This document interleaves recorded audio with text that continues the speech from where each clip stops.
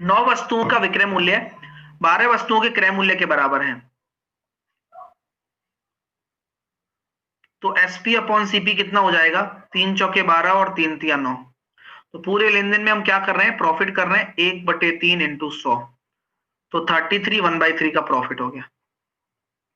Cycle के पहिए का जो व्यास है 14 सेंटीमीटर है। एक साइकिल चालक 11 किलोमीटर प्रति घंटे की रफ्तार से गंतव्य तक पहुंचने में 30 मिनट लेता है, तो कितने चक्कर काट देगा? भाई आपको समझदार हो आप। जब पहिया आपका सर्कुलर होता है, यानी कि 7 सेंटीमीटर आपकी रेडियस हो गई। अगर रेडियस आपकी 7 सेंटीमीटर हो गई, तो आप जानते हैं कि एक साइकिल चालक 11 किलोमीटर प्रति घंटे की रफ्तार से 30 मिनट लगते हैं, तो 11 किलोमीटर की रफ्तार से 1 घंटे में और 30 मिनट में कितना कर लेगा? 11/2 किलोमीटर। 11/2 किलोमीटर यानी कि 5500 मीटर ये दूरी तय कर रहा है। और ये दूरी किसके बराबर है? n into 44। ठीक है, मैं सही कह रहा हूं, n इंटू 44। और मीटर को फिर मैं सेंटीमीटर में भी बदलूंगा, क्योंकि यहां सेंटीमीटर में दे रखा है, तो हर चीज का मुझे पता है और वह पता आपको भी है। अब सॉल्व करना बहुत आसान हो गया ना। देखो, 11 चौके 44, 11 पंजे 55 और 5/4 सबको पता है 125 होता है। तो आपका जो राइट आंसर आ जाएगा वो 12,500 आ जाएगा।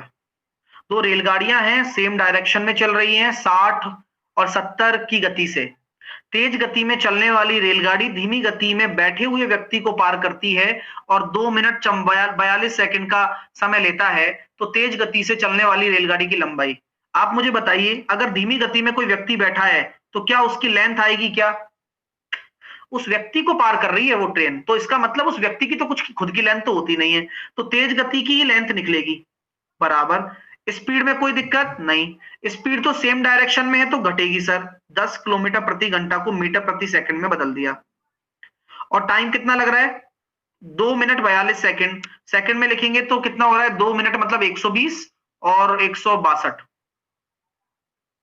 18 से कट जाएगा ये। कितनी बार जा रहा है? 9 बार। तो आपका आंसर आ गया 450। मजा आ गया? बस, अगर आपको कुल एक्सपेंस दे रखा है 60,000, तो गद्दी का व्यय बताइए। अब परसेंटेज है तो आसानी से कर लेंगे। गद्दी का है 3%, तो 6 1800। शून्यों की संख्या पूछी गई है आपसे। शून्यों की संख्या कैसे निकालते हैं कि आप देखते हैं भाई 5 कितने आ रहे हैं, यहाँ 5 कितने आ रहे हैं? 5 यहाँ कितने आ रहे हैं? 2 आ रहे हैं। 2 कितना आ रहा है भाई? 2 कितना आ रहा है? 1 आ रहा है। यहाँ 5 कितना आ जाएगा भाई? 2 और एक और आ जाएगा, और फिर 2 और आ जाएगा। लेकिन ये 2 कितने हैं भाई? 2 यहाँ कितने आ जाएंगे? 2 और आ जाएंगे, और 1 और आ जाएगा। तो यहाँ कुल मिलाकर मैं देख रहा हूं 4 ही 2 हैं। अब 2 4 हैं और 5 मेरे पास 5 है, तो मुझे उससे कोई लेना देना नहीं है, मुझे कम वाले से लेना देना है। तो 4 मेरा उत्तर होगा, क्योंकि जितने कम दोनों में से जो भी संख्या होगी, उतने ही शून्य बन के तैयार होंगे। ज्यादा नहीं हो सकते शून्य तैयार। ठीक है, डिटेल में बताया जा रहा है भाई। जीरो कब बनता है? तुम 11 बजे वाली क्लास भी नहीं पढ़ रहे होगे, टाइम नहीं है ना तुम्हारे पास यार। जीरो कब बनता है ये बताओ। जीरो बनता है 5 और 2 के गुणा से।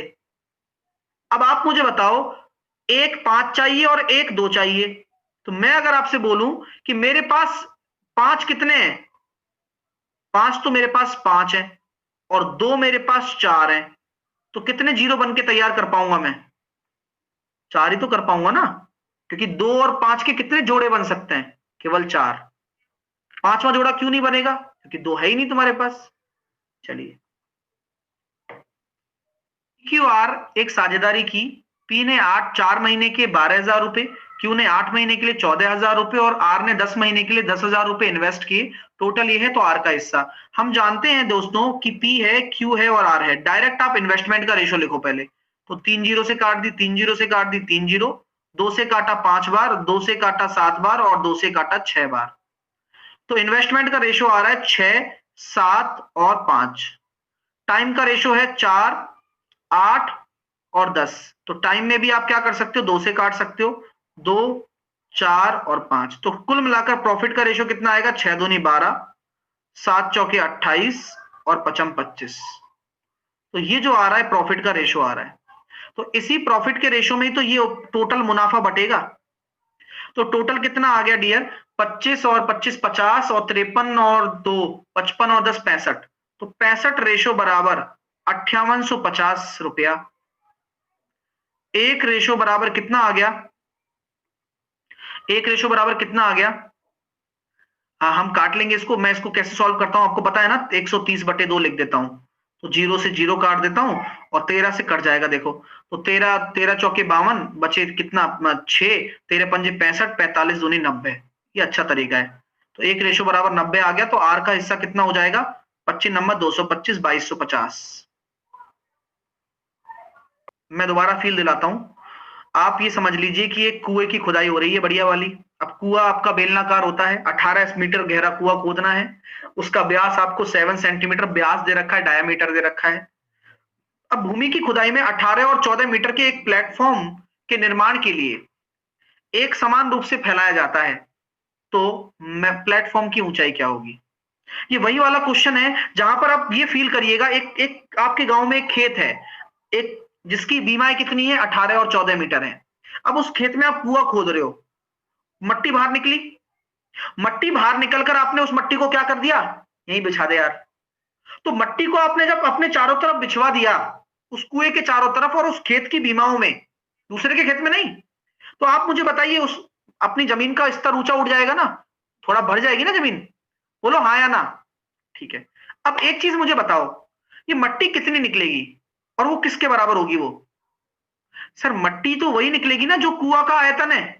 तो कुएं का आयतन क्या होता है, 22/7 पाई, पाई का मान आर स्क्वायर, यानी कि 7/2 7/2, और 18 मीटर गहरा कुआं है सर, यही तो मट्टी है।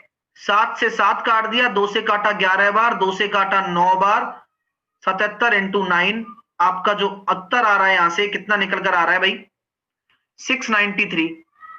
693 कितनी मिट्टी निकली, 693 निकल गई मिट्टी मीटर क्यूब में। कोई दिक्कत है क्या। अब ये मिट्टी जो निकली है 693, ये मिट्टी जो बाहर निकली है, इस मिट्टी को मैं किस तरह से पूछूंगा भाई, भाई किस तरह से मतलब बिछाऊंगा, ये बताइए आप, बताओ कहां बिछाऊंगा इसको, कौन सी जगह बिछाऊंगा। सर इस मिट्टी को आप 693 को आप बराबर कर दो 18 इंटू 14 इंटू एच के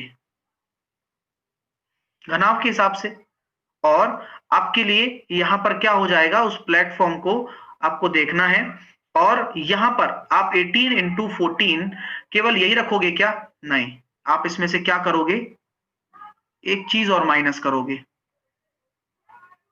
वो क्या होगा, वो क्या होगा, कोई बता सकता है, कुएं का circular area pi r square, तो आपकी जब रेडियस 7 होती है, तो मैं बता दूंगा तो तुम फैल जाओगे, डायरेक्ट लिख दूंगा तो 38.5 में घटाता, आप भी जानते हो ना क्यों, बस जिनको पता है ठीक है, जिनको नहीं पता है कोई बात नहीं, आपको यहां लिख देते हैं हम 7/2 और 7/2 और इंटू एच। सॉल्व कर लेते हैं डियर, 7 से 7 कट गया, 2 से कट गया 11 बार, 77/2 38.5, ठीक है। लेकिन आपको यही इसको सॉल्व करना है, और इसको आप कैसे सॉल्व करेंगे, आप कॉमन ले लें, है ना, ज्यादा बेटर लगेगा। तो 693, 18 दूनी 36, यहां मैं 7 को कॉमन ले लेता हूं, तो 7 को कॉमन लेने पर तो यहां कितना आया, 18 इंटू 2 इंटू 2 माइनस 11/2,